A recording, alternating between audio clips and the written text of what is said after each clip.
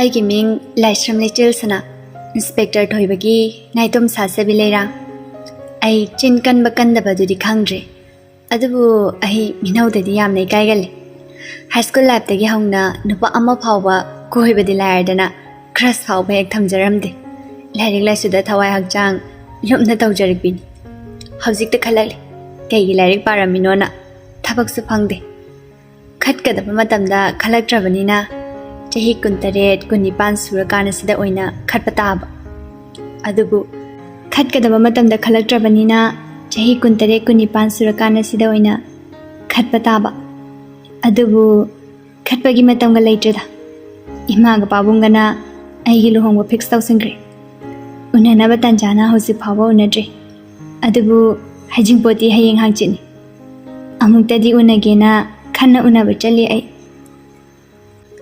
ꯑꯩꯒꯤ ꯍꯥꯏꯠ 5.6 ꯃꯨꯛ ꯂꯩ ꯑꯗꯨꯝ ꯋꯥꯡꯕꯅꯦ ꯏꯁꯥꯁꯨ ꯀꯪꯗꯕ ꯅꯣꯏꯕꯁꯨ ꯅꯣꯏꯗꯕ ꯁꯕꯥꯜꯅꯤ ꯁꯛꯇꯝꯁꯨ ꯀꯥ ꯍꯦꯟꯅ ꯐꯖꯩ ꯍꯥꯏꯕ ꯌꯥꯔꯣꯏ ꯑꯗꯨꯕꯨ ꯃꯌꯥꯝꯅ ꯀ꯭ꯌꯨꯠ ꯑꯣꯏꯅꯗꯤ ꯍꯥꯏ ꯑꯩꯒꯤ ꯐꯦꯚꯣꯔꯥꯏꯠ ꯀꯂꯔꯅ ꯄꯤꯡꯛ ꯐꯦꯚꯣꯔꯥꯏꯠ ꯐꯤꯆꯔ ꯍꯁꯕꯦꯟꯅ ꯑꯥꯔꯃꯤ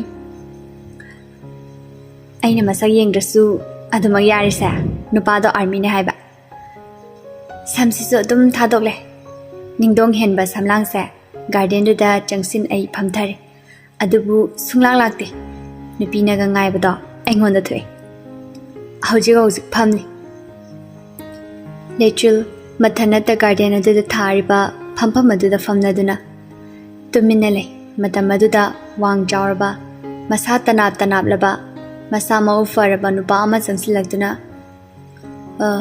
ꯂꯩꯆꯤꯜ ꯍꯥꯏꯁꯦ ꯁꯣꯝꯂꯣ ꯂꯩꯆꯤꯜ ꯃꯍꯥꯛꯁꯨ ꯇꯞꯅ ꯃꯀꯣꯛ ꯑꯗꯨ ꯍꯥꯏꯒꯠꯂꯛꯂꯒ ꯌꯦꯡꯂꯛꯏ ꯅꯨꯄꯥ ꯑꯗꯨ ꯎꯕꯗ ꯀꯟꯐ꯭ꯌꯨꯁ ꯆꯠꯈ꯭ꯔꯦ ꯇꯔꯪ ꯃꯔꯪꯅ ꯃꯥꯅꯦ ꯋꯥꯈꯜꯗꯁꯨ ꯃꯍꯥꯛꯀꯤ ꯋꯥꯈꯜ ꯖꯥꯠ ꯖꯥꯠ ꯄꯥꯏꯁꯤꯜꯂꯛꯏ ꯀꯩꯅꯣ ꯑꯁꯨꯛ ꯃꯁꯛ ꯐꯖꯕ ꯁꯤꯕꯣ ꯑꯩ ꯋꯥꯡꯉꯦ ꯍꯥꯏꯁꯦ ꯃꯥꯗꯤ ꯐꯖꯔꯦꯍꯦ ꯃꯁꯛꯁꯨ ꯊꯤꯗꯦ ꯑꯩꯒꯤ ꯄꯥꯝꯖꯕꯤ ꯊꯣꯛꯏ ꯂꯩꯆꯤꯜ ꯕꯦꯒ ꯑꯗꯣ ꯁꯠ ꯆꯪꯁꯤꯜꯂꯒ ꯁꯤꯗ ꯐꯝ ꯍꯥꯏꯕ ꯂꯣꯏꯗ꯭ꯔꯤꯉꯩ ꯃꯥꯒꯤ ꯃꯥꯡꯗ ꯊꯥꯔꯤꯕ ꯇꯦꯕꯜ ꯑꯗꯨꯒꯤ ꯋꯥꯡꯃꯗ ꯂꯩꯔꯤꯕ ꯃꯥꯡ ꯑꯣꯟꯁꯤꯜꯂꯗꯨꯅ ꯊꯥꯔꯤꯕ ꯐꯝꯐꯝ ꯑꯗꯨꯗ ꯐꯝꯈ꯭ꯔꯦ ꯅꯨꯄꯥ ꯑꯗꯨꯗꯤ ꯂꯩꯆꯤꯜꯁꯨ ꯋꯥ ꯍꯧꯗꯣꯛꯇꯦ ꯏꯀꯥꯏꯔꯤꯕꯅꯤ ꯍꯧꯗꯣꯛꯄ ꯀꯤꯔꯨꯞꯇꯤ ꯌꯦꯡꯉꯤ ꯅꯨꯄꯥ ꯑꯗꯨꯗ ꯅꯨꯄꯤ ꯑꯗꯨꯒꯤ ꯃꯇꯧ ꯑꯗꯣ ꯈꯪꯂꯕ꯭ꯔꯥ ꯅꯨꯄꯥ ꯑꯗꯨꯅ ꯍꯥꯏꯔꯛꯂꯦ ꯂꯨꯍꯣꯡꯕꯁꯦ ꯅꯁꯥꯅꯗꯤ ꯌꯥꯏꯀꯣ ꯌꯥꯏ ꯏꯀꯥꯏ ꯍꯥꯏꯔꯛꯄꯅꯤ ꯃꯍꯥꯛꯁꯨ ꯑꯩꯗꯤ ꯑꯥꯔꯃꯤꯒ ꯑꯣꯏꯕꯁꯤꯗ ꯄꯥꯝꯂꯣꯏꯗꯕ ꯃꯥꯟꯕ ꯌꯨꯝꯒꯤ ꯃꯈꯥꯗ ꯅꯤꯡꯊꯤꯅ ꯂꯩꯒꯦ ꯍꯥꯏꯕ ꯐꯪꯕ ꯅꯠꯇꯦꯗꯣ ꯑꯗꯨꯗ ꯁꯨꯝ ꯍꯪꯕꯅꯤ ꯂꯩꯆꯤꯜ ꯃꯈꯨꯠ ꯑꯗꯨꯅ ꯃꯁꯝ ꯑꯗꯣ ꯅꯥꯜꯂꯒ ꯅꯥꯞꯄꯗ ꯌꯦꯞꯁꯤꯟ ꯑꯩꯅ ꯄꯥꯝꯕ ꯅꯨꯄꯥꯁꯦ ꯑꯥꯔꯃꯤ ꯑꯣꯏꯕꯅꯤ ꯂꯨꯆꯤꯡꯕꯁꯨ ꯍꯥꯏꯐꯦꯠ ꯅꯣꯛꯇꯨꯅ ꯃꯤꯡꯗꯤ ꯍꯥꯟꯅ ꯑꯗꯨꯝ ꯈꯪꯂꯝꯂꯅꯤ ꯑꯗꯨ ꯑꯣꯏꯔꯁꯨ ꯑꯩ ꯂꯨꯆꯤꯡꯕ ꯏꯟꯗꯤꯌꯥꯟ ꯑꯥꯔꯃꯤ ꯑꯩꯁꯨ intro ꯑꯝꯇ ꯑꯩꯒꯤ ꯃꯤꯡ ꯂꯩꯆꯤꯜ ꯁꯅꯥ ꯊꯕꯛꯇꯤ ꯑꯉꯥꯡ ꯇꯨꯏꯁꯟ ꯈꯔ ꯇꯧꯖꯔꯤ ꯀꯩꯁꯨ ꯀꯥꯏꯗꯦꯗ ꯅꯪꯅꯕꯨ ꯌꯥꯔꯗꯤ ꯌꯥꯔꯦ ꯑꯩꯈꯣꯏ ꯑꯅꯤꯁꯨ ꯑꯃꯠꯇ ꯑꯣꯏꯔꯒꯗꯕꯅ ꯀꯣꯏꯅꯒꯨꯝꯁꯤ ꯂꯨꯍꯣꯡꯗ꯭ꯔꯤꯉꯩ ꯑꯄꯥꯝꯗ ꯍꯥꯏꯅꯍꯧꯁꯤ ꯂꯩꯆꯤꯜ ꯂꯨꯆꯤꯡꯕꯗ ꯍꯥꯏꯐꯦꯠ ꯌꯦꯡꯗꯨꯅ ꯑꯁꯦꯡꯕ ꯍꯥꯏꯌꯣ ꯍꯥꯏꯔꯣ ꯀꯥꯏꯗꯦ ꯍꯥꯏꯌꯣ ꯂꯨꯍꯣꯡꯂ ꯃꯇꯨꯡ ꯅꯨꯄꯤ ꯅꯍꯥꯗ ꯆꯣꯆꯥ ꯇꯧꯕ ꯄꯥꯝꯗꯦ ꯑꯩꯒꯤ ꯑꯋꯥꯕ ꯎꯕ ꯑꯩꯒꯤ ꯑꯄꯥꯝꯕ ꯈꯪꯕꯤꯕ ꯄꯥꯝꯃꯤ ꯏꯅꯥꯛꯇ ꯇꯣꯏꯅ ꯂꯩꯇ꯭ꯔꯕꯁꯨ ꯌꯥꯝꯅ ꯅꯨꯡꯁꯤꯅ ꯂꯣꯏꯅꯕ ꯄꯥꯝꯃꯤ ꯂꯨꯆꯤꯡꯕ ꯅꯣꯛꯐꯦꯠ ꯇꯧꯗꯨꯅ ꯑꯗꯨꯕꯨꯗꯤ ꯑꯩꯒꯤꯗꯤ ꯅꯪꯒꯨꯝꯕ ꯄꯥꯝꯃꯦ ꯆꯝꯖꯕꯤ ꯑꯩ ꯂꯩꯁ꯭ꯔꯝ ꯃꯆꯥꯅꯤ ꯑꯩ ꯆꯝꯗꯦꯀꯣ ꯍꯌꯦꯡ ꯈꯔ ꯂꯣꯏꯅꯔꯀꯥꯟ ꯈꯪꯂꯛꯀꯅꯤ ꯂꯨꯆꯤꯡꯕ ꯅꯣꯛꯂꯒ ꯑꯗꯨꯃꯛ ꯇꯣꯛꯂꯤ ꯂꯩꯆꯤꯜꯅ ꯈꯪꯅꯔꯕꯅꯤꯅ ꯑꯍꯜꯂꯁꯤꯔꯥ ꯑꯗꯣ ꯐꯣꯟ ꯅꯝꯕꯔ ꯌꯥꯎꯔꯕꯣ ꯑꯩꯒꯤ ꯌꯥꯎꯔꯦ ꯀꯨꯏꯔꯦ ꯌꯥꯎꯕ ꯐꯔꯦꯅꯦ ꯍꯣꯔꯦꯟ ꯇꯦꯛꯁ ꯑꯃ ꯊꯥꯔꯛꯑꯣꯀꯣ ꯑꯗꯨꯗꯤ ꯍꯣꯏ ꯑꯗꯣ ꯏꯆꯤꯟ ꯏꯅꯥꯎ ꯀꯌꯥꯅꯣ ꯆꯍꯤꯅ ꯀꯌꯥ ꯁꯨꯔꯒꯦ ꯆꯍꯤꯕꯨꯗꯤ 30 ꯁꯨꯔꯦ ꯏꯆꯤꯟ ꯏꯅꯥꯎꯅ 3 ꯑꯩꯅ ꯑꯍꯜꯅꯤ ꯑꯣ ꯀꯩ ꯀꯧꯁꯤꯒꯦ ꯈꯜꯂꯝꯕ ꯗꯥꯆꯧꯕ ꯀꯧꯔꯒꯦ ꯍꯣꯏ ꯂꯥꯏꯟꯗ ꯂꯥꯛꯄ꯭ꯔꯣ ꯑꯦꯛꯇꯤꯚꯥꯗ ꯂꯥꯛꯑꯦ ꯐꯔꯦ ꯍꯜꯂꯣꯀꯣ ꯑꯗꯨꯗꯤ ꯍꯣꯏ ꯗꯥꯆꯧ ꯑꯅꯤꯗꯣ ꯃꯐꯝ ꯑꯗꯨꯗ ꯀꯥꯏꯅꯈ꯭ꯔꯦ ꯃꯌꯨꯝꯗ ꯍꯟꯅꯈ꯭ꯔꯦ ꯉꯁꯤ ꯊꯦꯡꯅꯔꯕꯁꯨ ꯑꯅꯤꯗꯣ ꯄꯨꯟꯁꯤꯒꯤ ꯈꯣꯡꯂꯣꯏ ꯑꯣꯏꯃꯤꯟꯅꯒꯗꯧꯔꯤꯕꯅꯤ ꯊꯃꯣꯏ ꯑꯃ ꯍꯛꯆꯥꯡ ꯑꯃ ꯑꯣꯏꯒꯗꯧꯔꯤꯕꯅꯤ ꯑꯍꯥꯟꯕ ꯎꯅꯕ ꯃꯤꯀꯨꯞꯇ ꯑꯗꯨꯃꯛ Thamoina yanakre. Nangdi aigini khanakre. Leichil Activado pai kai tauji lei. Sumang aduda Mangola aduda mamaga mata tanuga phamlaga leirambani. Rinana Siba tari ni he nangbo adu khanal dwa karino. Siroi khangbai ni khali base nateba imanoi na semli ban pado karino ba. Rinana mo kai tawre kari tawrage haise. Hoi ma aina pambada to ehaba army oi badane as aduda nate matik chaba sabane amuk ubada ngaure daidi.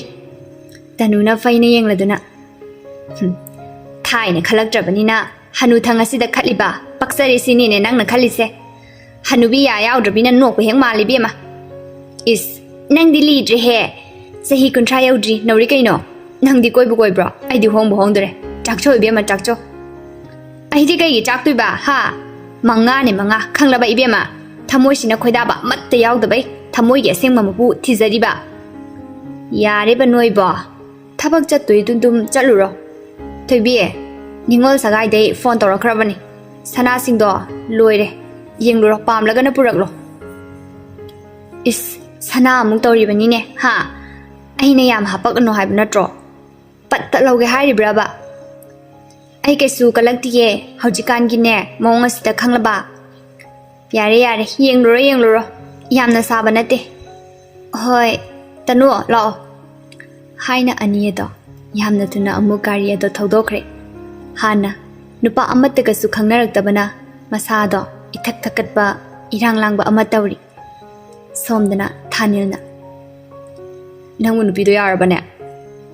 Lichingba makhut aduna thakke haina pairiba coffee ado thakta. Masangma tawya. Icham samba male. Haidi hi-fi gi nufi mandi. Mapa thabak tawena sautopagi mamitadi. Imung koiba haigani. Imana khalaba haisini adum yarbani Nagoi anibu romance ka tobo phang toiro as aerofil fight operation jahas sathok sasina sida noibu phangkidora ba khangdeda yum palaroi khalamani aina magi manakta lengdana leibsu yaroi adubu amukshu punsiki tangka si mahausu tanglile ma borubada thamoida khachikti ya zarure nushinarakpa aduna konagi wani Fazana tum loina ragadi nushina rakpa ngakdani Yam hairam greda lapki oza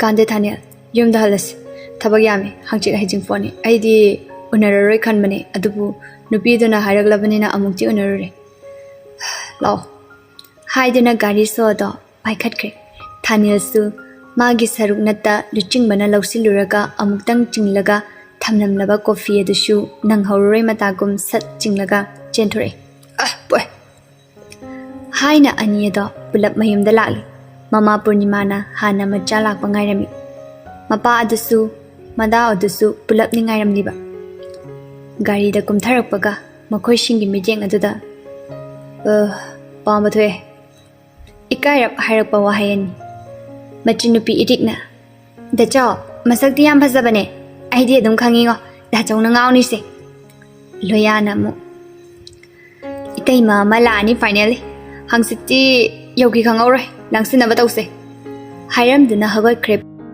Purnima Imana khalaba haibase yarabani imung shigine mangnaba matta tawroi masala ri khaibini Laibakta tamlamdabana thabakpudi phangjadre Adumapu nangsu thabak tawri imasu tawri nasan sisu lairing thina takpa ngamni Mana duna thabak tawninglasu aina chelaga loire Hoima hangsit ki khara langlasi ai mangondasu haijung pot kya chapose kai taro o haina hangagi hangadabani napa asinane haitaba ngakta tawraktana dustbin do thanbani Mama nangbo mo haroglabra nate pop to kadai da hautrage Ho pap sajabai matam natiye kanagi hauba thumba singdo haptoriba habro sinido chamasama sabro ko hairam laga masu changkre lising basu masa sengdogle leichil makutta sana ama paiduna purakli ama khat lawrale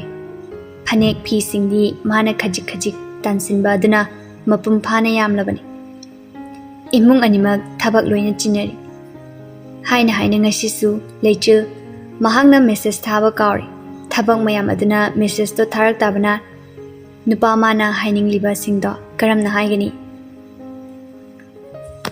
mathangi numit adugi nungthilni numit chap yungbana thabak leirabasu waba aduna pothane leichil mahangsu phamung aduda famduna phone ado meli ngihak asum melambadai wakhal khanglang lai dachauda message thadoini ko ngarang su kauk tolu reidi haiduna luchingba mahaki number aduda text ama thakre nupa mahaksu message aduda bu ngairam libra fadhalngi nangna sungtha tharak tabaduda kaidorabano khalure kainum hangi tawbani hangada chaw haijung pot ki achapo se kari kari hapuge khangdeda dachau gi apamba dum tawro fagi tawri ba haidura luching ba haifin noktuna paposhi habra ngi hakti halakti nupido adubu halakli keshu kaidi ama ekte yaida fagi tawnida adudi aina pamba sinkhagi ko adu dachau na unhabatalem hairamido kaigino luhongbada dum yasilse sakse arai kai tiramadi kamai tawba thirasu thamoi fazaraga loired adubu aina sum khanbada nangondadi animak yawba khale is thamme thabak tawrage hairaga op laikre leichil ikaibani amukta su keba romance tawba kaina tawdribanina leichilna aima haye khara paktina lesing basu noklaga ikairamani aishu haibra yengmanida amuk mathau sing pathokna khre langnare mayam to hengi dama achapo langsin basu yawrere luching bana khangna ningthina tawkre ngasi ga tharaga numit humni hawkre luhongbagi numit adugi numidangni miyam sing adudi loina shu hanakre machabu makokta nungshina nan tharamlaga bor piramlaga makok fawba chikanu haiduna makhoishu hankrabana chak chana ba haibtu tawrare irikna Tachao, chak to nana chako mi inhamado sida amuk chadoine kaige pukhama to pata bijo mi thaina dai chanaraklabane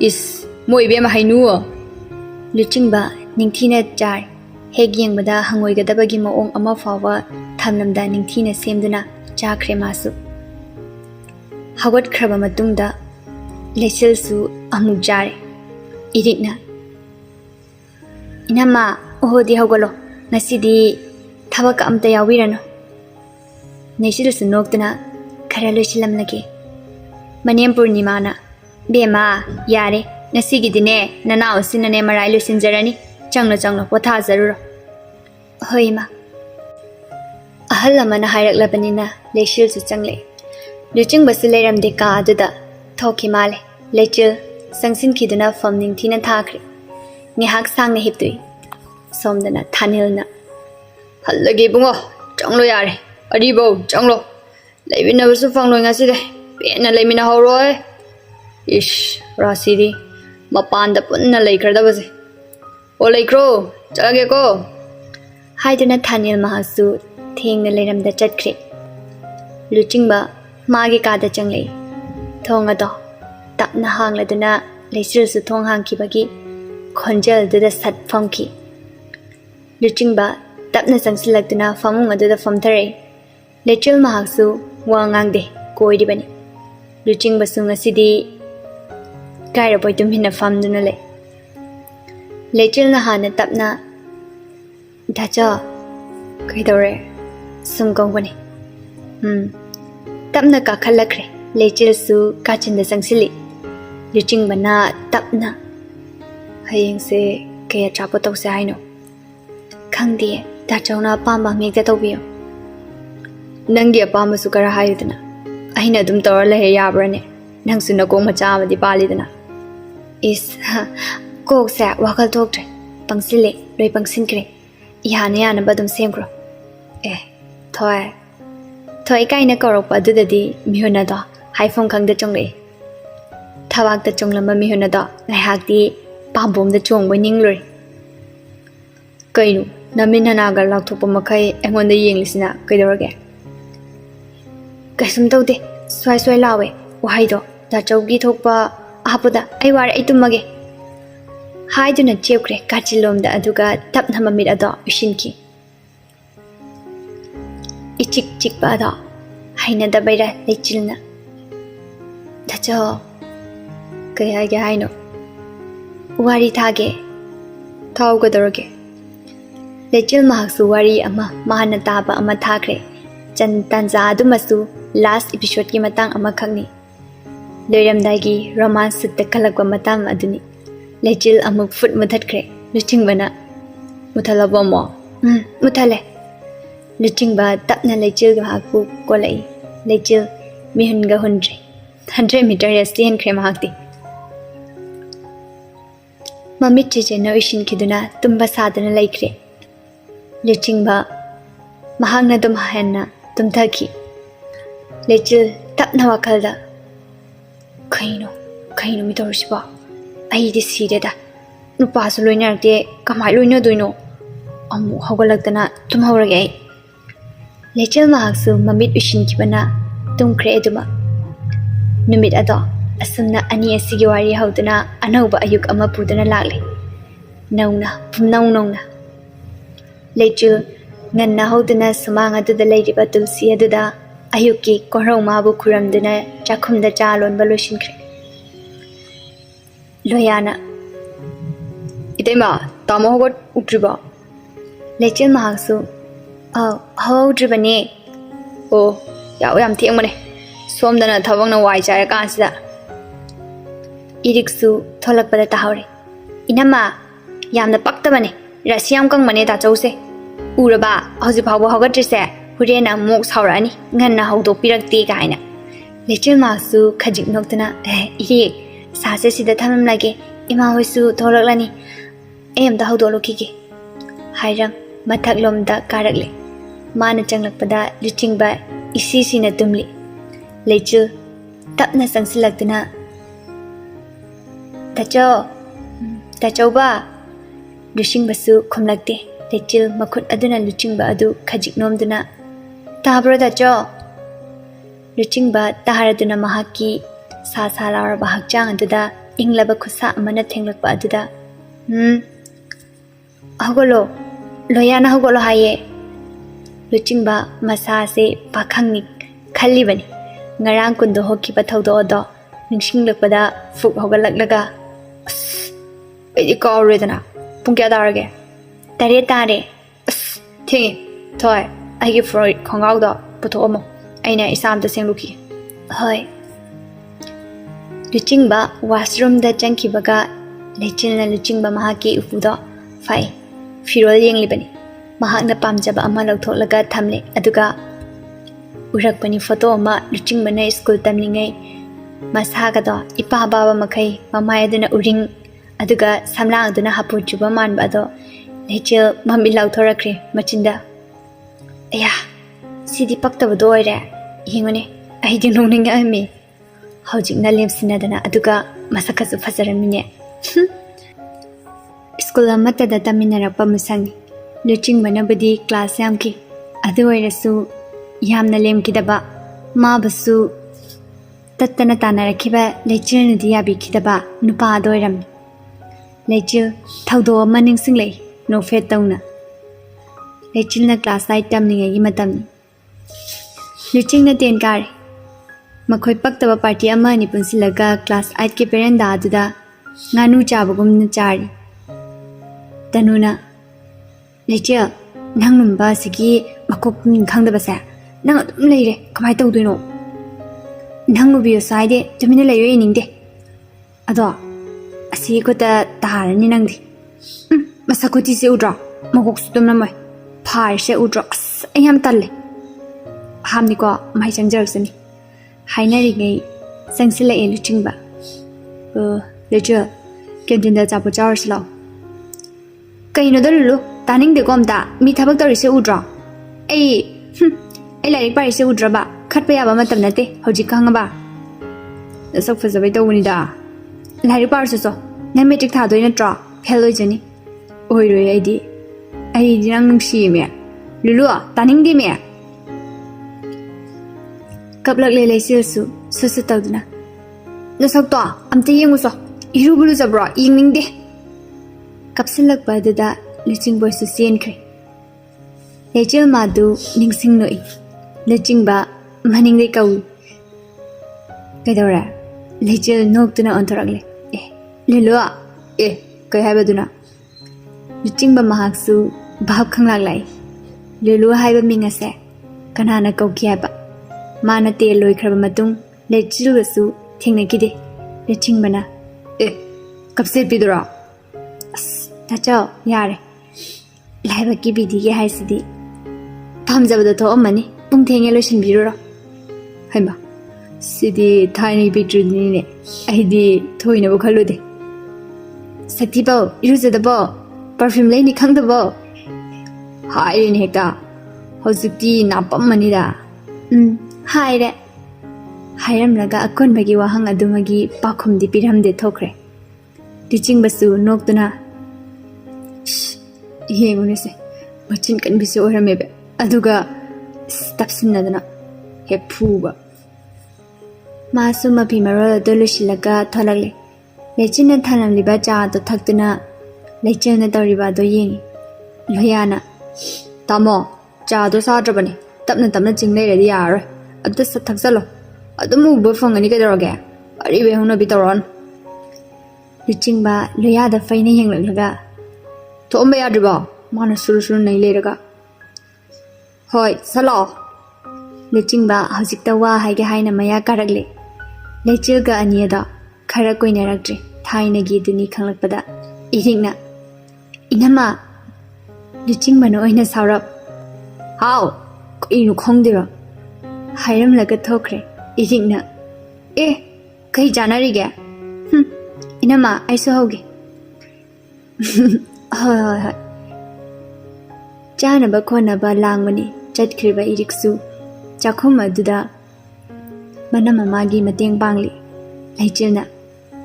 Irik ahi imagi manakta muta changluge. Hoi nama. Lechil changkibaga chakhum aduda gari so ama makut aduna laina unglaga changla ithanilna. Irik ubadada horagle. Langnaba. Hoiba. Ai mongnaw se thabak faida. Irik kumlakte. Ayamana hongkibase nangsu hongningba malida. Tathania kompak sine thongla ura. Ushibina bu thomladi yada yaida igidi. Nangi garando torakano haibane ayam taliko. Haima kai gitandoino. Drama di yenglaga noktana leiramni. Aduda moi gi accident hairakpaga irik khanglaw law khalai. As Tathania nang chayam ni ye wathiam tawe nang Haidana kompa aduna lakna nangsli. Thanil sunok laga chen kre. Irik na lahowi. Hanuba, irang phaba. Leizada baina chanupi gumba ngunda irang hobo. Nungtil talagyaw sinkidana nupi mayongi mi mayam adu sulagli. Mangol adu da loina famdana nungay ba wari sabasu yawi. Mama mahakti mi ama aniga lechil ka phamli wari sari. Chana bathangna badasu yelagli. Tanu ngasaina changsi haibadana yadraga hojikta migi yumaduda khangda boy gam janglagli. Mathagda ka ki haibana masu kare. Leramba ka amagi thong sat hangli. Hoi ma kanano loyana khangna hairakpani.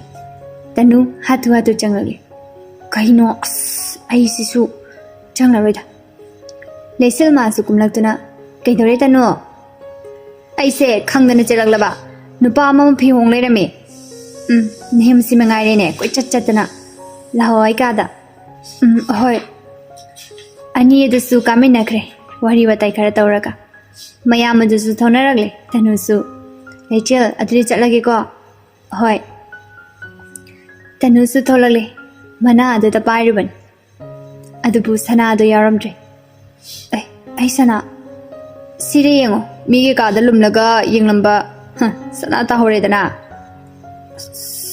ai diba tanuna ikaina sonmani machinda mu khapchili aidi lejeli kane na changluriba kanana khangni nangi kane di minawer di khara taw tare thong dolon mangam draba ha lale badi nangne piro haina tab laklaga lauraba matung fat haidoktuna chatkre angappa nupini ne sisu lechel kontarale charamba khai amorpa do lushile luchingmana thaibe hada cha kesumna te kawbani se da chong mating yaubirake kagi do ina lushilero sidi da chaw torage